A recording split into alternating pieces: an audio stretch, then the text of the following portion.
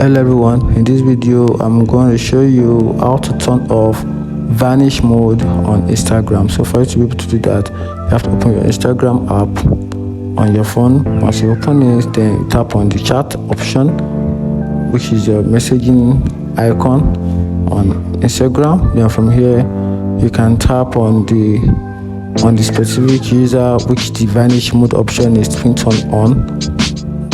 So you can see on this particular chat, vanish mode is turned on, and vanish mode simply means when you send a friend a message and the vanish mode is automatically turned on.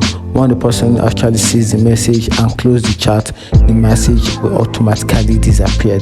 So if you no longer want this option as part of your chat with the other end user, just tap on the profile icon of the user's account, then you tap on the privacy and safety, then you tap on this option which is vanish mode. So you can see it is toggle on, so just tap on toggle it off, and that is how to turn off vanish mode on Instagram. If you find the video helpful, like and subscribe for more. Thank you.